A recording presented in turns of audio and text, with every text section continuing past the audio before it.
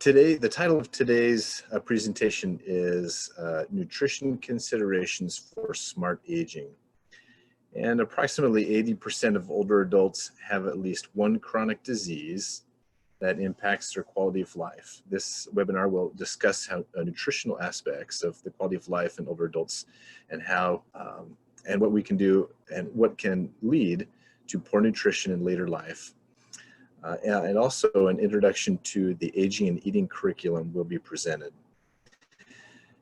Ginny Lobb is a family consumer sciences educator with Ohio State University and works in Franklin County. She holds a bachelor's degree in nutrition and a master's degree in public health, both from Ohio State.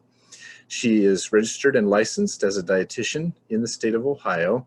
And as an extension educator, she specializes in food, nutrition, and wellness programming. Kathy Tutt came to Ohio State University Extension as part of our extension service as a family consumer sciences educator in May of 2012. She's a graduate of Miami University in Oxford, Ohio, where she received a bachelor's of science in family studies and social work and a master's of science in family studies and child development. She works to educate and empower children, youth, and adults to, encourage them and help them select and elect healthy lifestyle choices. She's especially interested in issues facing older adults and providing them with resources to help them age smartly. Okay. So this webinar is being recorded and will be archived on our website. And so we'll turn it over to Kathy and Jenny. All right. Thank you for the introductions, Jim. And thank you all for tuning in this morning. So I'm Jenny and I'm going to be talking first. I came to Extension in 2016, and one of the very first trainings that I attended was actually on the topic of aging. And this quote that you see on the screen there was one that was shared with me, and this was kind of a whole new topic to me. My background is in nutrition, and I didn't realize prior to coming to Extension that our demographics were changing, that the population was aging, and just how important it is and what an opportunity we have within Extension to help promote older adults being able to age well, to stay independent, to age in place, and so forth. And so I was excited to be able to utilize my background and experience as a dietitian to contribute to the Aging Smart program. We know that many older adults, or most older adults, do desire to remain independent as they age, and the key to doing so is good nutrition. So most, at least 80%, maybe upwards of 90%, depending on where you find your statistics, older adults have at least one chronic disease. Many have two or more. And we know that those chronic diseases impact quality of life. In fact, some of them listed on the screen there, heart disease, cancer, stroke, diabetes, and Alzheimer's are among the top 10 causes of death in the United States. So as people are living longer, we want them to be able to live well as they live long lives. And we know that nutrition is it's an interest as people age. So there's a survey that was conducted in 2018 by the International Food Information Council. It was representative of our nation, or at least adults over 50 nationwide, and they were asked to name some of their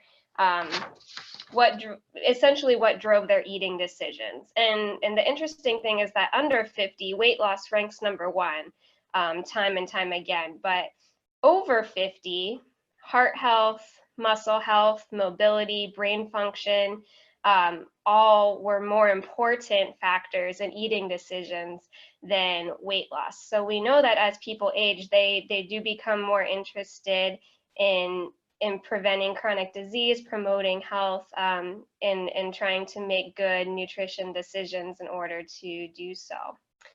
At the same time, there are some challenges to being able to eat well as people age.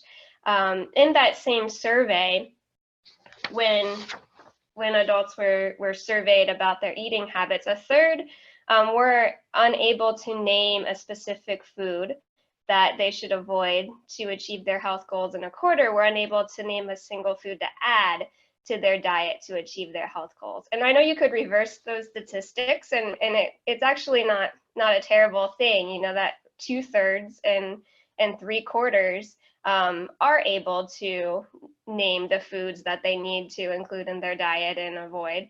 But there is still some confusion across the spectrum in terms of what to eat, what not to eat to promote health. So nutrition literacy does remain a little bit of a challenge to some degree. And then there are many other barriers that we know, thinking about some of those environmental challenges from a public health perspective. Older adults are often on fixed incomes, so the cost of food can be a challenge. Unhealthy food is everywhere, it seems, so oftentimes the more convenient items are not the best choices. So you think about what is easiest to buy, to prepare, what's most accessible, and oftentimes those are not the best choices. And then we know that there are some changes, some sensory changes and physical changes that occur with age. Appetite may decrease. If your sense of smell or taste are changing, that can certainly affect appetite. Your dental health can impact how much you eat, and so forth. And then something that my colleague Kathy mentioned as we were preparing for this, even your eyesight changes may impact the decisions you make. We often encourage people when they're at the grocery store to use those unit price tags to choose the best food at the lowest cost, but those are really small print on those tags. And so if you have declining changes in your to your eye health, then that could certainly impact your decisions as well. And then social isolation can make mealtime less desirable, oftentimes in old age. So those are just a few of the concerns that we know may impact nutrition decisions of older adults. And so taking all of this information into consideration, when we look at this Aging Smart curriculum that Ohio State has developed, there are 2 modules that address these nutrition considerations. One is the Aging and Eating module, which I'll talk through with you all this morning. And then there's a separate one that's on Cooking for 1 or 2, which is really designed to help older adults identify strategies to prepare healthy and easy meals for 1 or 2 to kind of decrease that barrier of, you know, the fear of having too many leftovers, and make mealtime feel worthwhile, even if it's just them or you know, a household of 2. So we're going to talk through the Aging and Eating module a little bit this morning, and this would be a presentation that could be given as a standalone session. I've taken it out to libraries or community centers, or it could be part of the whole Aging Smart series where you go through the different topics of Aging Smart with a group. The objectives that are part of this module are to explain what influences nutrition of older adults, and then to share strategies to promote good nutrition in older adults, and really getting into some of the specific nutritional needs and what strategies can be used to address those needs. We start this module, as well as the other modules in the Aging Smart curriculum, with a case study. And so if I were presenting this to a class, I could have a flip chart paper with me and a marker, or maybe use a whiteboard if that's available, and read this case study, and then ask the group as an icebreaker, what do you think might be affecting, in this case it's Ralph, what do you think might be affecting Ralph's condition, thinking about the topic of the day? You know, we're going to talk about nutrition today or eating habits today. Is there anything related to his eating that you think may impact his condition? And then create a list of those. And this case study is revisited at the end of the session. And so it's a way for your participants to share what they've learned and even to apply some of the information. So for example, someone might be willing to share, well, you know, I learned today that you need protein in your diet to be able to prevent illness and recover from disease. Well, maybe Ralph's not getting enough protein, and they might be willing to share that, whereas you know, they're not going to share, I'm not getting enough protein in my diet necessarily. So it's just an extra a way that we've found has been very successful in helping participants to really take home some of that information with them in these sessions. So then after doing the case study, we have this kind of so what slide right off the beginning. Why are we talking about good nutrition? Why is it important?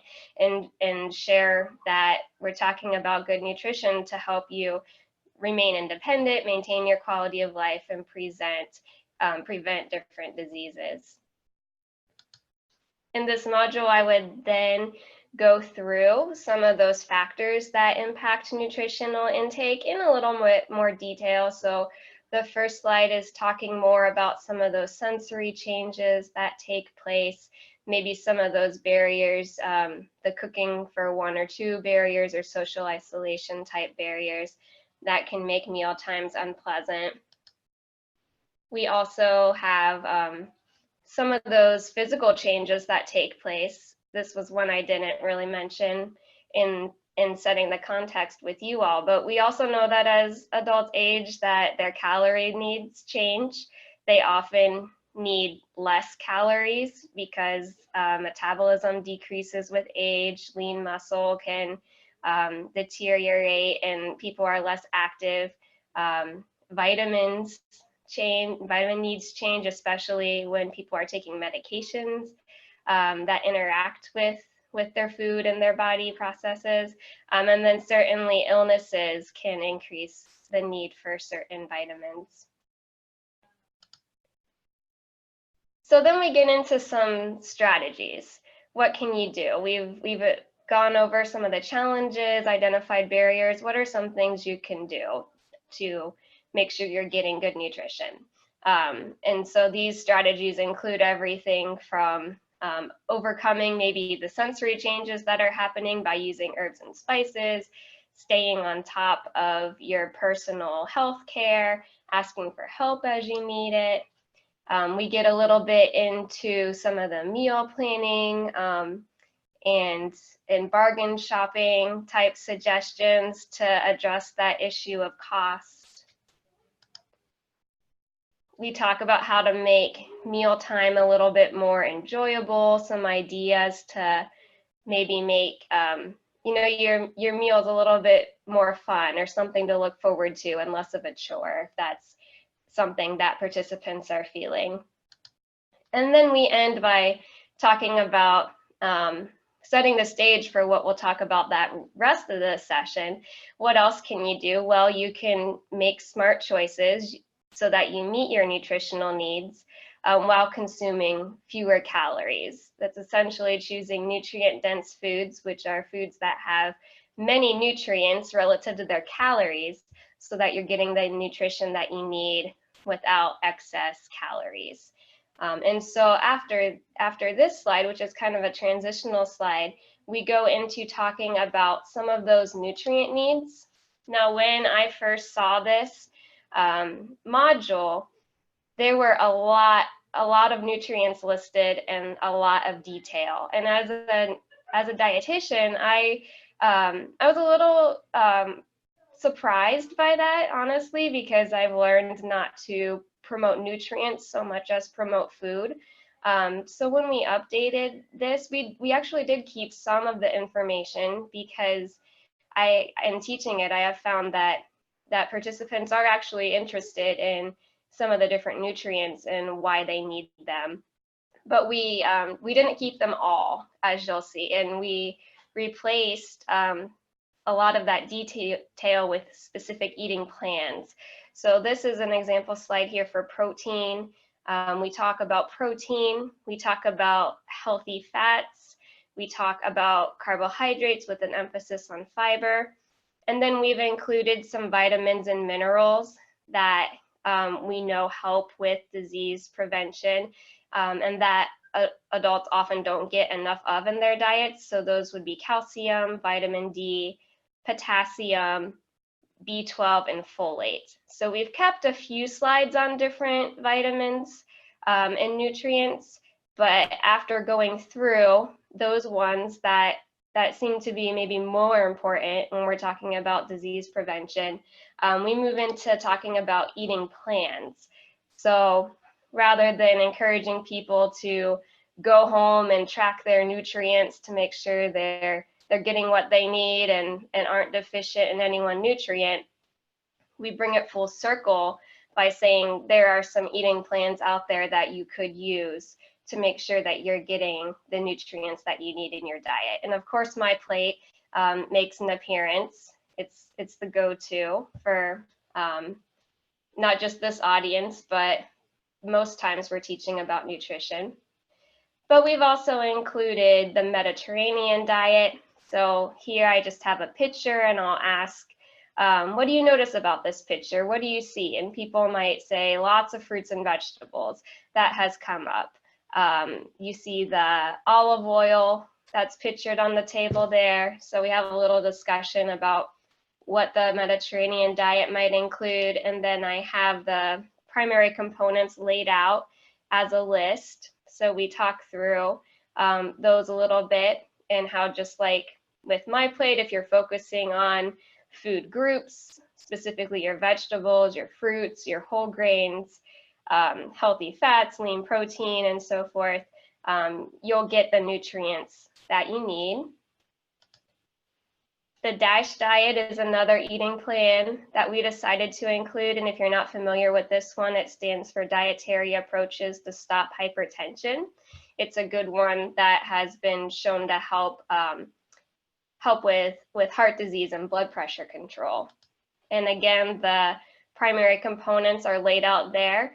And again, you see fruits and vegetables, whole grains, lean meats, limiting the bad fats and the sweets.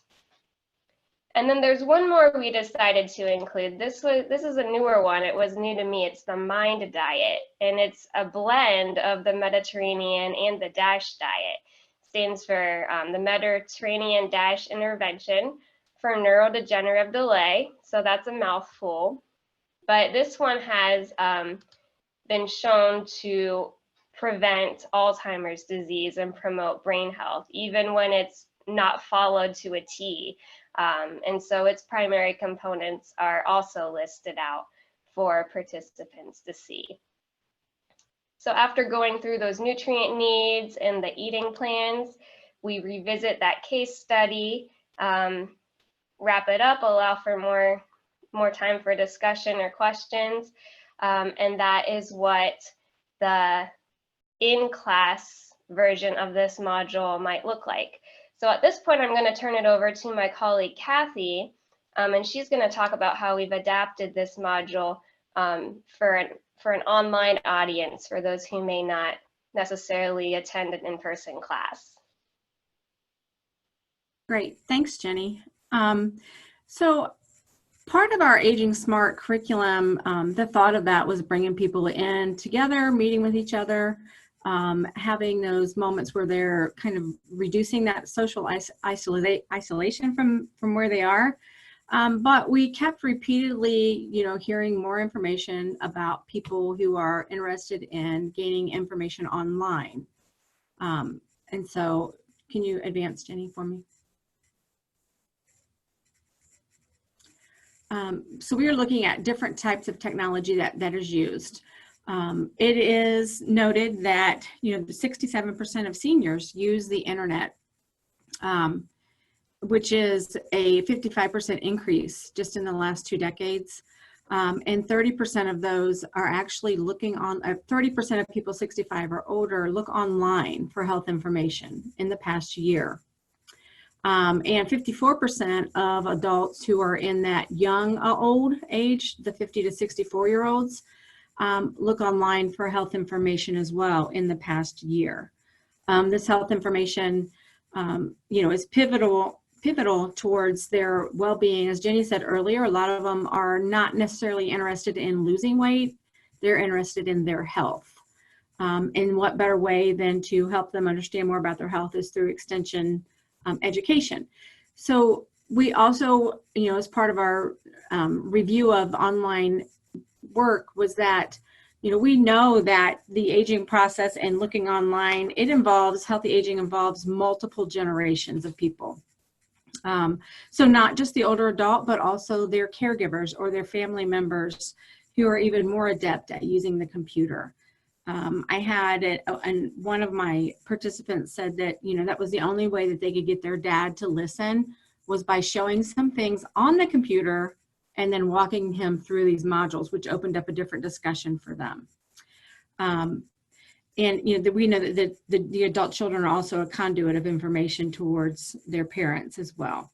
So when we were considering to do these online modules, we knew that it was really important for it to be interactive and be able to work with any of the key players that were participating in caregiving or in working with their older parents. So we were able to contact the Office of Geriatrics and Interprofessional Studies, Aging Studies at Ohio State University. They are part of the Wexner Medical Center. And they do a lot of work with distance education. So we reached out to them. We wanted to see what type of education that they offered. And their whole goal is to take the research-based information and get it to people in the community. But as we looked at that and we came across this topics in gerontology, and there were several other distance learning programs, what we noticed is that most of their education was geared towards professionals in the field. And we said, what better way for us to reach out to consumers and vary their audience a little bit more for their distance education. So the topics in gerontology is where we chose to house the Aging Smart online. There are many topics in gerontology. So the Aging Smart online, this slide is just kind of like a little visual for how to get to the actual modules. You go to the aginged.osu.edu, complete a registration, and then you check the Aging Smart and you can look at the different modules. So the modules are currently $10, and there's a fee of $25, a one-time fee for like administrative setup.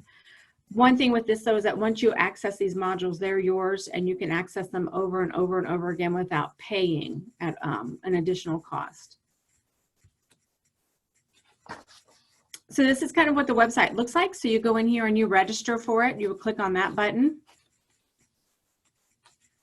And you'll see over on the right-hand side all the different areas in that topics in gerontology. So they're broken down almost like as in a classroom setting or in a university setting where they have basic concepts, 100 level, 200 level, and 300 level classes. And then the consumer part is at the very top. So if we click on that Aging Smart modules, we can go into the Aging and Eating. And our intention of this was to have it very, very closely mirror in classroom setting. So they were able to really adapt that and put it into this online module. So this would be the very home page for it.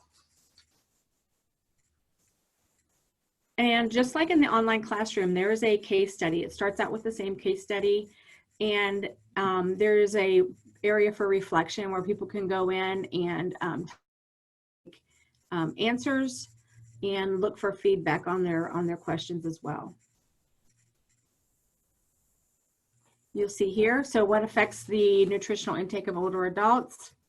And we have, the sensory changes, and each one of these highlighted in red is a place where they can link and go get additional resources related to each specific area. Here again, we have our protein slide. So I wanted to mirror Jenny's so you could kind of get an idea. They can also click on these pictures and it gives them additional lists for each of those categories. And then we also have, your my plate handouts and things at the bottom as well that they can click on, hyperlinked. And then at the very end, we go back to that case study and see what type of new information they've gained and more area for them to give and get feedback. So one other thing related to the Office of Geriatrics and Interprofessional Aging Studies, are there additional professional development they have? And I want to share these with you so that you would have an opportunity to know what else is out there for your own professional development. These are the several different programs that they offer. So the Topics in Gerontology, which I just discussed, SAGE, the Health Literacy Distance Education Program, Professional Service Coordinator Program, and then the Sunset Program as well.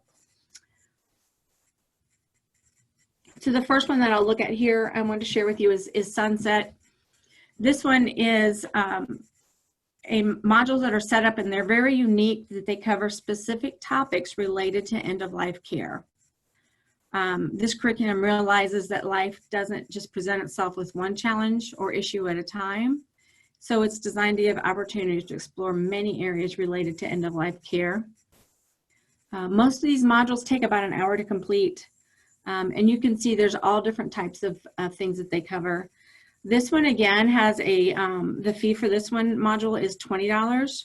And there's a one-time setup fee for the $25. But if you do the Aging Smart Online, that is your $25 registration online fee, the one-time setup fee. There's another one here, which is a series in applied gerontology education. This one is actually college level classes, and you get a certificate of completion in gerontology. And it's really geared towards professionals that work in the field of aging who want additional aging specific training, but don't really have time or intend to go back to graduate school or do more intense graduate studies. So you'll see here there's 3 courses, and they are like a full semester course, each of them. The first one is the Introduction to Applied Gerontology, and is Issues and Trends in Aging. And then the third one is actually Case Studies in Clinical Gerontology. Now this one is a little bit more expensive. It's $625 a class for a total of $1,875 for the actual certificate. The Health Literacy Education Program offers comprehensive professional development and continuing education in the field of health literacy. This is really appropriate for physicians, nurses, therapists, and counselors who all practice and provide direct care to patients. So this would be something, if you have someone in your community who's looking for more information on health literacy, that this would be an area that they could go to. And then the last one on here is your professional service coordinator, and this is also a certificate program geared towards professional service coordinators. You will see that it just is more of an educational development for those people in those careers to make them more responsive to services that are provided to the older adults, to their families, and for persons with disabilities. This one, if you are a member of AASC, it's a $450 cost to complete this whole certificate.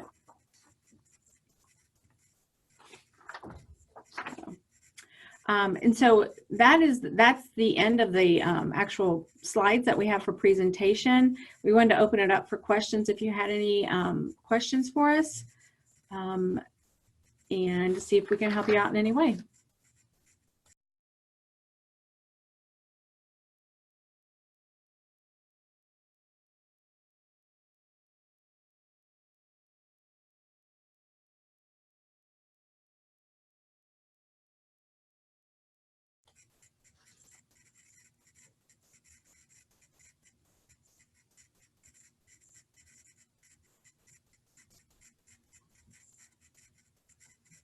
So I get, we can also have the information from the slides will be, the presentation is recorded. So if you have any questions, if you want to learn how to use the online or the Aging Smart curriculum, you can contact Jenny or I, and we can get the information out to you as well.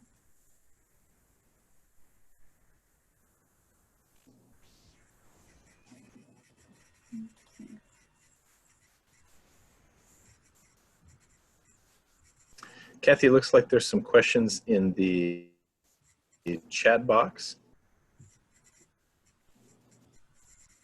Yes, so for on the consumer modules, the first question, do they offer scholarships?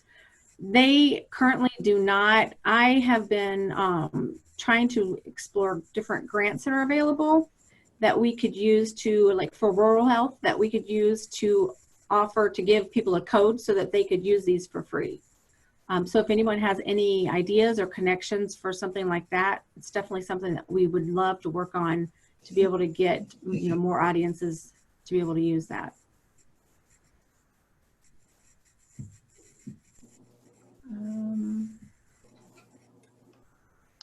One of the questions, do you find the modules have been very successful with older adults so far? Absolutely. A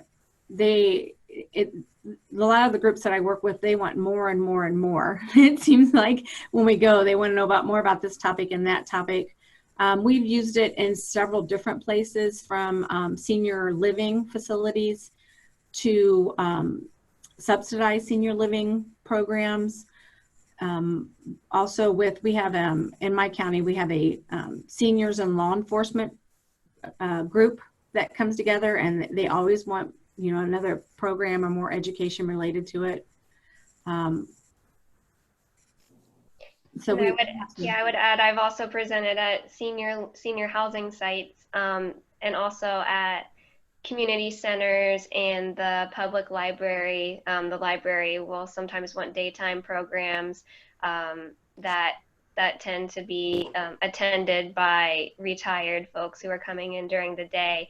And people are pretty interested in this topic. I might modify it just a little bit depending on the audience. You know, we kind of talk about the older segment of older adults, and then the younger segment. I don't remember the specific terms for those, but you know, if it's a little bit of a younger crowd, I might take out the case study if it's a more formal presentation. I just don't want to turn off the crowd with, you know, talking about, you know, what someone who may be their parents' age. But yes, both groups have been interested in this information, and we do, to address another question, we do provide handouts, whether it be the My Plate for older adults. There's some other resources that we have archived that we can take along with us.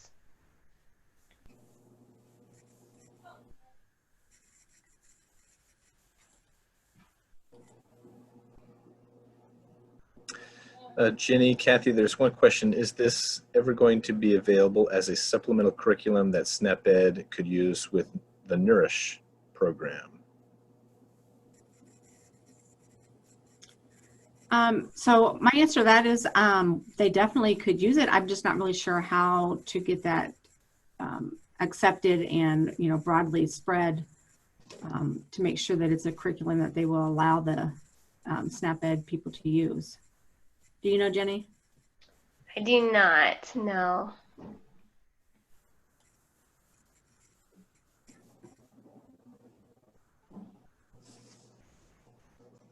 I will say I think a lot of this information does mirror what SNAP-Ed is teaching. It might not be the exact same layout, but there is overlap, so it could be, you know, just an additional resource that if you weren't actually giving this presentation using the slide set, you could still use to, you know, supplement your content, you know, using My Plate, emphasizing how to make healthy choices on a budget, taking into consideration those needs that change with age and so forth.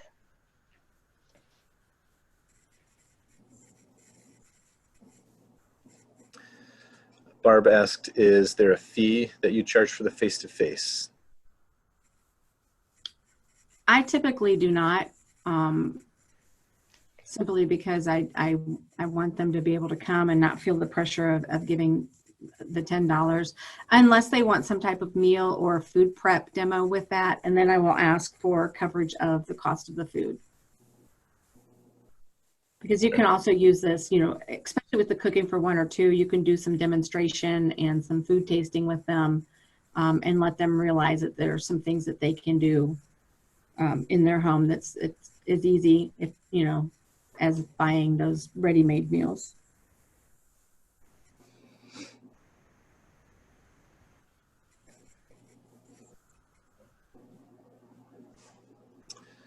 Fantastic.